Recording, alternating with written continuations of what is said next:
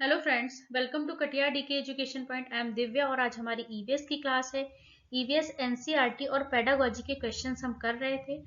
तो आज हमारी क्लास नंबर 4 है। ये क्लास आपकी सीटेट पेपर 1 के लिए है। तो चलिए क्लास को शुरू करते हैं। पहला क्वेश्चन है, श्री रोहन ने विषय जल का संरक्षण पर एक भूमिका निर्वहन का आयोजन किया। अपनी कक्षा में रोहन द्वारा इस भूमिका निर्वहन को आयोजित करने का क्या उद्देश्य है। अब ये जो शिक्षक हैं श्री रोहन, इन्होंने क्या किया, जल का संरक्षण पर एक भूमिका निर्वहन का आयोजन किया।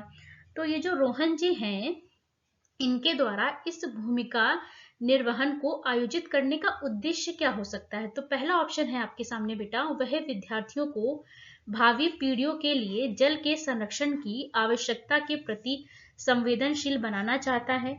क्या वो ऐसा चाहता है कि जो आने वाली भविष्य की पीढ़ी है वो जल के संरक्षण के प्रति संवेदनशील बने। दूसरा ऑप्शन है आपका, वह विद्यार्थियों को समाज में जल के संरक्षण के विषय में जानकारी के अभाव से अवगत कराना चाहता है। क्या इसका उद्देश्य यह हो सकता है कि वो जानकारी के अभाव से अवगत कराना चाहता है। तीसरा, वह भूमिका निर्वहन द्वारा विद्यार्थियों में विश्वास के स्तर को ऊपर उठाना चाहता है। डी ऑप्शन है, वह जल संरक्षण के विषय में विद्यार्थियों के विचार जानना चाहता है जिससे वह उन्हें सही मार्गदर्शन प्रदान कर सके। तो आपका करेक्ट आंसर क्या होगा बेटा इसमें? ऑप्शन नंबर ए आपका करेक्ट हो जाएगा इसमें कि वह विद्यार्थियों को भावी पीढ़ी के लिए जल के संरक्षण की आवश्यकता के प्रति संवेदनशील बनाना चाहता है, कि जो बच्चे हैं वो जल के संरक्षण के प्रति संवेदनशील बने। आगे बढ़ेंगे हम। बाघों की निम्नलिखित में से कौन सी विशेषताएं उन्हें अंधेरे में भी आगे बढ़ने और अपना शिकार खोजने में मदद नहीं करती हैं। तो बताइए आप कि जो बाघ है उनकी कौन सी ऐसी विशेषता है जो उसे अंधेरे में आगे बढ़ने और अपना शिकार खोजने में मदद नहीं करती है। नेगेटिव पूछा गया है आपसे, ये ध्यान देना है आपको, क्योंकि जो नहीं है ना बेटा, ये ध्यान से समझने वाली बात होती है। कई बार हमारा ध्यान इस पे नहीं जाता। पहला ऑप्शन क्या है बेटा आपका, संवेदनशील मुच्छें।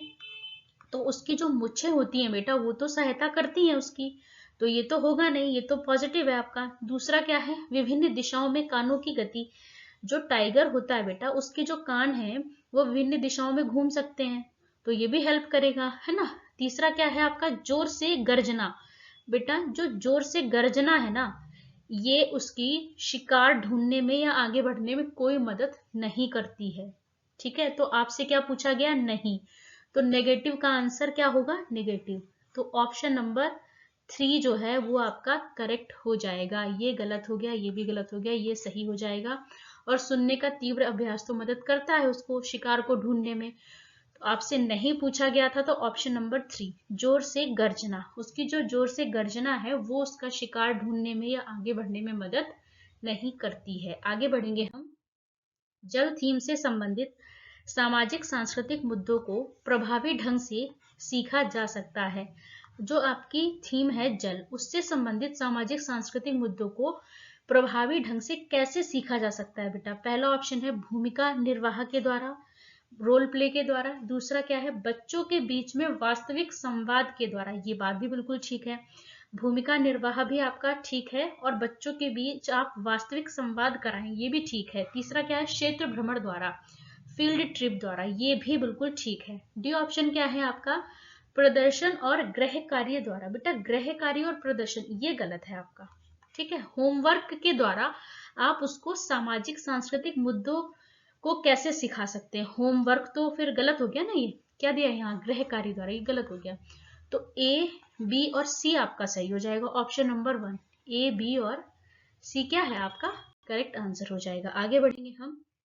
कक्षा 5 की पाठ्य पुस्तक में छपे गोलकोंडा किले के मानचित्र में 1 सेंटीमीटर जमीन पर 110 मीटर की दूरी को दर्शाया गया है। 1 सेंटीमीटर जमीन पर 110 मीटर की दूरी को दर्शाया गया है। इस मानचित्र में फतेह दरवाजे से पटनचेरू दरवाजे की दूरी 15.4 सेंटीमीटर है। जमीन पर इन दोनों दरवाजों के बीच की कम से कम दूरी क्या होगी। अब आपको दूरी बतानी है इसमें, तो इसको कैसे करेंगे बेटा, 1 सेंटीमीटर 110 मीटर के बराबर है। तो ये 15.4 सेंटीमीटर जो दे रखा है आपको, इसको क्या करेंगे हम, इसको हम 110 से गुणा कर देंगे। तो इसको करते हैं हम, तो क्या आ जाएगा आपके पास, इसको गुणा करने से ये आ जाएगा आपके पास मीटर में। अब किलोमीटर में आपसे आंसर पूछा गया है यहाँ पर, तो इसको 1000 से आप डिवाइड कर देंगे तो आ जाएगा 1.694 किलोमीटर। तो अब देखिए कहाँ है ये रहा, ऑप्शन नंबर 3, 1.694 किलोमीटर। तो ये क्लियर हो गया आपका। क्या करना है हमें, जो आपको ये तो दूरी दी गई है इसको 110 मीटर से गुणा करना है। क्यों? क्योंकि 1 सेंटीमीटर जो है वो 110 मीटर के बराबर है। तो यहाँ पर क्या दे रखा है, 15.4 सेंटीमीटर। तो इसको जब 110 से आप गुणा करेंगे तो आपको ये मीटर मिल जाएंगे। अब हमें इसको किस में चेंज करना, आंसर दिया है किलोमीटर में, तो हमें इसको किलोमीटर में चेंज करना है, तो 1000 से इसको भाग देना पड़ेगा, तो आ जाएगा आपका आंसर किलोमीटर में यहाँ पे। चलिए आगे बढ़ेंगे हम। झूम खेती में अपनाई जाने वाली पद्धति के विषय में नीचे दिए गए कथनों पर विचार कीजिए। झूम खेती जो है बेटा, उसमें जो पद्धति अपनाई जाती है उसके बारे में विचार करना है। पहला ऑप्शन क्या है, एक फसल प्राप्त करने के बाद जमीन को कुछ साल तक ऐसे ही छोड़ देते हैं। तो ये बात बिल्कुल ठीक है कि एक फसल को प्राप्त करने के बाद जमीन को कुछ साल तक ऐसे ही छोड़ दिया जाता है। दूसरा ऑप्शन क्या है, जिस जगह जो बांस या खरपतवार उग जाता है उसको उखाड़ कर जला देते हैं। नहीं बेटा, उसको उखाड़ते नहीं है, क्या करते हैं, उसको वहीं पर गिरा कर जला दिया जाता है। यहाँ पर क्या दे रखा है, उखाड़ कर जला देते हैं, तो ये तो गलत हो गया बेटा, उखाड़ते नहीं है, उसको वहीं पे गिरा देते हैं और उसको जला देते हैं। खरपतवार आदि को जलाने से प्राप्त राख को खाद की तरह प्रयोग किया जाता है। बेटा जो खरपतवार है जब उसको जलाया जाता है तो जो राख होती है वो भूमि को उपजाऊ बनाती है, उर्वरक के रूप में कार्य करती है। लेकिन इसमें क्या कह रहा है कि खाद की तरह प्रयोग किया जाता है। बेटा अब ये बताइए, क्या झूम खेती में जो खरपतवार जलाया जाता है उससे जो राख मिलती है उसको आप इकट्ठा करते हैं, फिर जैसे यूरिया खाद आप डालते हैं उस तरीके से उसको डाला जाता है क्या? नहीं ना, वो तो खाद, जो राख है वो भूमि को उपजाऊ बनाती है, उर्वरक की तरह कार्य करती है वो, लेकिन हम उसका खाद की तरह तो प्रयोग नहीं करते ना। ऐसा तो नहीं करते कि सारी राख को हमने बोरियों में भर लिया फिर हमने उसका छिड़काव किया, ऐसा तो नहीं करते। यहाँ क्या कह रहा है कि खाद की तरह उसको प्रयोग किया जाता है, तो ये तो गलत हो गया आपका, सी ऑप्शन आपका गलत हो गया। डी क्या है, जब इस जमीन में खेती की जाती है तो बीज छिड़कने से पहले इसे गहरा जोता जाता है। गलत, कैसा जोता जाता है, इसको हल्का हल्का सा मिट्टी को हिलाया जाता है, गहरा नहीं जोता जाता। क्या करते हैं, हल्का हल्का सा मिट्टी को ऊपर ऊपर से हिलाते हैं, ऊपर ऊपर से हल्का हल्का खोदते हैं ना, गहरा नहीं जोता जाता। तो आप ये ध्यान रखेंगे कि मिट्टी को गहरा नहीं जोता जाता है, उसमें क्या किया जाता है, हल्का हल्का सा मिट्टी को हिलाया जाता है और बीज बो दिया जाता है। तो इसमें तो आपका सिर्फ एक ही ऑप्शन करेक्ट होता है, ऑप्शन नंबर सेकंड में दे रखा है यहाँ पे केवल ए। तो ऑप्शन नंबर सेकंड आपका करेक्ट हो जाएगा, केवल ए। चलिए आगे बढ़ेंगे हम। सीखने के लिए निरंतर आकलन के आवश्यक तत्व है। जो सीखने के लिए निरंतर आकलन है उसके आवश्यक तत्व क्या है बेटा? पहला, इसका उपयोग जो है बच्चे के बारे में फैसला सुनाने के लिए किया जाता है। जो सीखने के लिए आकलन है बेटा उसका उपयोग आप बच्चे के बारे में फैसला सुनाने के लिए करते हैं। नहीं, ये तो गलत हो गया ना।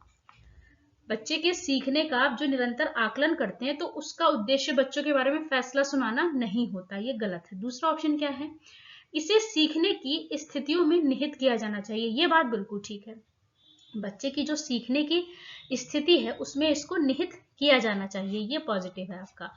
और आपका सी पॉइंट क्या कहता है बेटा, यह शिक्षकों को उनकी शिक्षण अधिगम विधि को समायोजित करने की गुंजाइश प्रदान करता है। ये बात भी बिल्कुल ठीक है, ये क्या करता है, शिक्षकों को उनकी शिक्षण अधिगम विधि को समायोजित करने की गुंजाइश प्रदान करता है। डी ऑप्शन क्या कहता है बेटा आपका, सह शिक्षार्थियों को अपने काम की निगरानी और सुधार के लिए कोई गुंजाइश प्रदान नहीं करता। ये भी गलत है आपका, ये तो गुंजाइश प्रदान करता है ना, तो ये तो गलत हो गया आपका। तो इसमें फिर आपका बी और सी सही हो जाएगा बेटा, ऑप्शन नंबर 3 बी और सी है ना, ये आपका करेक्ट हो जाएगा। आगे बढ़ते हैं हम। मधुमक्खियों के बारे में नीचे दिए गए कथनों पर विचार कीजिए। बेटा मधुमक्खी जो है, अब उसके बारे में जो कथन दिए गए हैं हम उनको समझेंगे। जो इसमें गलत होगा हम उसको हटा देंगे, जो सही है हमें वो बताने। पहला कथन क्या है बेटा कि प्रत्येक छत्ते में एक रानी मक्खी होती है और जो अंडे देती है। ये बात बिल्कुल ठीक है। जो मधुमक्खी का छत्ता होता है उसमें प्रत्येक छत्ते में एक रानी मक्खी होती है जो क्या करती है, अंडे देती है। दूसरा, एक छत्ते में केवल कुछ नर मक्खियां होती हैं। एक छत्ते में केवल कुछ नर मक्खियां होती हैं, ये बात भी बिल्कुल ठीक है। कुछ नर मक्खियां होती हैं, बी ऑप्शन बिल्कुल करेक्ट है। तीसरा ऑप्शन है आपका, नर मक्खियां छत्ते के लिए बहुत महत्वपूर्ण होती हैं। नहीं, ये गलत है। जो नर मक्खियां होती हैं वो छत्ते के लिए बहुत महत्वपूर्ण नहीं होती हैं। डी ऑप्शन क्या कहता है कि छत्ते में अधिकांश मधुमक्खियां जो होती हैं वो श्रमिक मधुमक्खियां होती हैं। बिल्कुल सही बात है। ई ऑप्शन क्या है, नर मक्खियां शहद के लिए फूलों का रस एकत्र करती हैं। नहीं, ये गलत है। जो शहद के लिए फूलों का रस एकत्र करती हैं वो कौन सी मक्खियां होती हैं, श्रमिक मक्खियां होती हैं। ये काम किसका है, श्रमिक मक्खियों का है। तो आपका सी और ई गलत हो जाता है इसमें। ए बी और डी, ए बी और D, option number 2, A B और डी आपका करेक्ट हो जाएगा इसमें। ये बात बिल्कुल सही है कि छत्ते में नर मक्खियां होती हैं और छत्ते में एक रानी मक्खी होती है जो अंडे देती है, और छत्ते में अधिकांश श्रमिक मक्खियां होती हैं। ये बात भी बिल्कुल ठीक है। लेकिन सी ऑप्शन में क्या कहा बेटा कि जो नर मक्खियां होती हैं वो छत्ते के लिए बहुत महत्वपूर्ण होती हैं। नहीं, वो बिल्कुल भी महत्वपूर्ण नहीं होती हैं। जो नर मक्खियां होती हैं बेटा वो कोई विशेष काम नहीं करती हैं, इसीलिए वो महत्वपूर्ण नहीं है। ये ऑप्शन क्या कहता है कि नर मक्खियां शहद के लिए फूलों का रस एकत्र करती हैं। ये भी बिल्कुल गलत है। ये काम कौन करता है, श्रमिक मक्खियां करती हैं। जो शहद के लिए फूलों का रस इकट्ठा करती हैं, कौन सी मक्खियां, श्रमिक मक्खियां करती हैं। तो आपका डी, बी और ए है ना, ए बी डी, ये आपका करेक्ट हो जाएगा।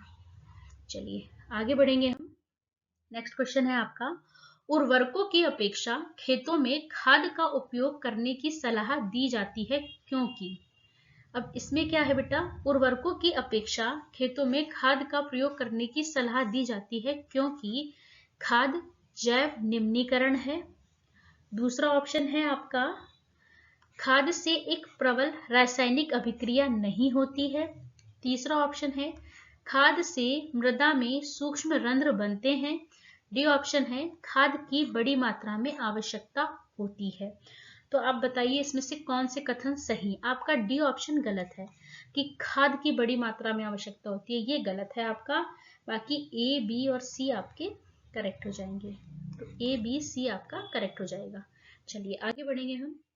विद्यार्थियों के लिए ईवीएस पाठ्यक्रम में विषयों और उप विषयों का चयन किया गया है। पहला ऑप्शन, विज्ञान, सामाजिक विज्ञान और पर्यावरण शिक्षा में मुद्दों का एक सामान्य अंतरापृष्ठ प्रदान करने के लिए। दूसरा, दिलचस्प तरीके से ईवीएस सीखने के लिए। तीसरा, गतिविधियों को सरल से जटिल की ओर संचालित करने के लिए।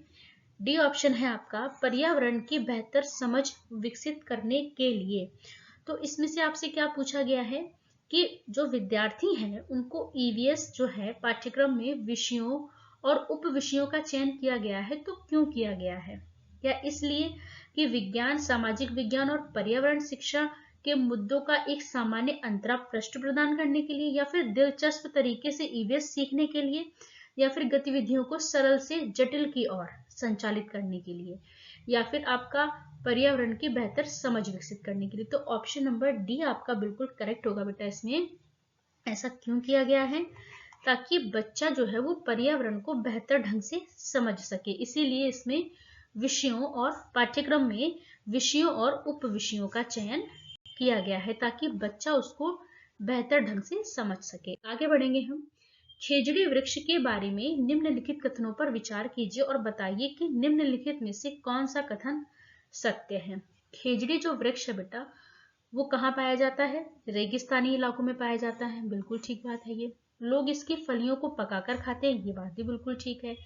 इसे बढ़ने के लिए बहुत अधिक पानी की आवश्यकता होती है। नहीं, जो वृक्ष रेगिस्तानी इलाकों में पाया जाता है बेटा, वहां तो पानी बहुत कम होता है, वहां बारिश बहुत कम होती है, तो वहां पानी, जो वृक्ष जिसको बहुत ज्यादा पानी की जरूरत होगी वो तो वहां पे बढ़ ही नहीं सकता ना बेटा। तो जो खेजड़ी वृक्ष है बेटा, इसको बहुत कम पानी की आवश्यकता होती है। आगे क्या बोला है कि इसकी छाल का उपयोग औषधि बनाने में किया जाता है, ये बात भी बिल्कुल ठीक है आपकी। तो सी गलत है आपका, यहाँ भी सी है, ये भी गलत, ये भी गलत। लास्ट ऑप्शन आपका बिल्कुल करेक्ट हो जाएगा, ए बी एंड डी आपका करेक्ट हो जाएगा, सी इसमें आपका गलत है। आगे बढ़ेंगे हम। विलियम एक शिक्षक अपनी कक्षा के लिए पक्षी अवलोकन क्लब की स्थापना करना चाहता है। पक्षी अवलोकन क्लब है ना, और उसे इस क्लब का नेता किसे बनाना चाहिए। अब विलियम है जो एक टीचर है, वो अपनी क्लास के लिए पक्षी अवलोकन क्लब की स्थापना करना चाहता है। तो अब आपसे ये पूछा गया है कि वो किसे नेता बनाए, जिसको वो नेता बनाएगा उसमें क्या गुण होने चाहिए। कक्षा में सर्वाधिक अंक प्राप्त करने वाले विद्यार्थी को बनाना चाहिए, क्या उसको नेता उस बच्चे को बनाना चाहिए जिसके क्लास में सबसे ज्यादा नंबर आए। क्या ये तरीका ठीक है? नहीं, ये तो बिल्कुल गलत तरीका है। दूसरा, कक्षा में सबसे शरारती विद्यार्थी को बनाना चाहिए। ऐसा तो नहीं है कि जो सबसे ज्यादा शरारत करेगा उसको हम नेता बना देंगे, ये तो बिल्कुल गलत बात है। तीसरा क्या है, छोटे छोटे समूह बनाकर उन्हें नेता चुनने के लिए कहेंगे, ये बात बिल्कुल ठीक है। क्या करेंगे हम? छोटे छोटे समूह बनाकर उन्हें नेता चुनने के लिए हम कहेंगे, ये बिल्कुल ठीक है आपका। डी ऑप्शन क्या कहता है कि वह स्वयं अपने आप को नेता घोषित करेगा, ये तो गलत हो गया। सी ऑप्शन आपका बिल्कुल करेक्ट है कि छोटे छोटे समूह बनाकर उन्हें नेता चुनने के लिए कहेंगे। आगे बढ़ते हैं। क्रोटन पौधे के लिए कौन सा कथन सही है। मिट्टी सूख जाने पर ये पौधे संकेत देते हैं, ये बात बिल्कुल ठीक है कि मिट्टी के सूख जाने पर ये पौधे संकेत देते हैं। दूसरा, क्रोटन में बहुरंगी पत्तियां होती हैं और अक्सर भू निर्माण और सौंदर्यीकरण के उद्देश्यों के लिए इसका उपयोग किया जाता है। तीसरा, इन पौधों का उपयोग केवल औषधि गुणों के लिए ही किया जाता है। तो अब आप बताइए कि इसमें से कौन कौन से कथन सही हैं। इसमें 3 ऑप्शन दिए गए हैं आपके, कि पहला कि क्रोटोन जो है वो मिट्टी के सूख जाने पर ये संकेत देता है, ये बात बिल्कुल ठीक है। दूसरा क्या है, क्रोटोन में बहुरंगी पत्तियां होती हैं, अक्सर भू निर्माण और सौंदर्यीकरण के उद्देश्य से इसका उपयोग किया जाता है। तो आपका ए और बी दोनों ही सही है इसमें, तो ऑप्शन नंबर डी आपका करेक्ट हो जाएगा, ए और बी दोनों सही है। आगे बढ़ेंगे हम। निम्नलिखित में से कौन सा कथन पर्यावरण अध्ययन की प्रकृति की सर्वाधिक उपयुक्त व्याख्या करता है। पहला, मानव व्यवहार और पारिस्थितिकी तंत्र में सामंजस्य। दूसरा, प्राथमिक स्तर से लेकर माध्यमिक शिक्षा तक की शिक्षा। तीसरा है पर्यावरण के बारे में सतत रहने वाली अधिगम प्रक्रिया, या फिर पर्यावरण के बारे में समझ और जानकारी। तो बेटा पर्यावरण अध्ययन की प्रकृति जो है उसकी सर्वाधिक उपयुक्त व्याख्या क्या है आपकी इसमें। पर्यावरण के बारे में सतत रहने वाली अधिगम प्रक्रिया, ऑप्शन नंबर सी आपका करेक्ट हो जाएगा कि पर्यावरण के बारे में सतत रहने वाली अधिगम की प्रक्रिया। आगे बढ़ेंगे हम। एक सफेद बगुला अक्सर एक भैंस की पीठ पर बैठा हुआ देखा जाता है, इसका कारण क्या हो सकता है। भैंस की पीठ पर परजीवियों को खाता है, घास में मौजूद कीड़ों को खाता है, भैंस की पीठ पर गाना पसंद, ये तो बिल्कुल गलत है। थोड़ी देर उड़ने के बाद वह आराम करता है, तो भैंस की पीठ पर आराम थोड़ी ना करेगा, ये भी गलत हो गया। तो ऑप्शन नंबर ए करेक्ट हो जाएगा कि भैंस की पीठ पर परजीवियों को खाता है। आगे बढ़ेंगे हम। महेश एक चतुर्थ श्रेणी शिक्षक है, पेड़ों के संरक्षण की अवधारणा के लिए छात्रों को संवेदनशील बनाने की योजना बना रहा है। इस कार्य के लिए निम्नलिखित में से कौन सी गतिविधि सबसे उपयुक्त है। पहला, प्रत्येक छात्र को एक पेड़ को अपनाने और उसे पोषित करने के लिए कहना, बिल्कुल ठीक बात है। पोस्टर प्रतियोगिता में भाग लेने के लिए बच्चों को प्रोत्साहित करना। तीसरा क्या है, समूह चर्चा के लिए छात्रों की टीम बनाना, या फिर एक वाद विवाद प्रतियोगिता का आयोजन करना। तो बेटा सबसे बेस्ट क्या होगा कि प्रत्येक छात्र को एक पेड़ को अपनाने और उसको पोषित करने के लिए आप बच्चे को कहेंगे। जब बच्चा स्वयं किसी पेड़ पौधे का संरक्षण करता है, उसका पालन पोषण करता है, तो क्या होता है, उसके प्रति संवेदनशील बनता है। फिर वो बच्चा कभी उस पेड़ पौधे को नुकसान नहीं पहुंचाएगा। क्यों? क्योंकि उसने स्वयं ही उसको पाला है। तो इसीलिए सबसे बेस्ट ऑप्शन रहता है कि आप बच्चे से कहें कि आप एक पेड़ को अपनाएं और उसका पोषण करें, ताकि वो बच्चा पेड़ पौधों के प्रति संवेदनशील बन सके। तो यहाँ पर ऑप्शन नंबर ए आपका बिल्कुल करेक्ट हो जाता है। तो यहीं पर हमने 15 क्वेश्चंस कर लिए हैं। वीडियो अच्छी लगे तो लाइक करें, शेयर करें, चैनल को सब्सक्राइब करें। Thanks for watching this video.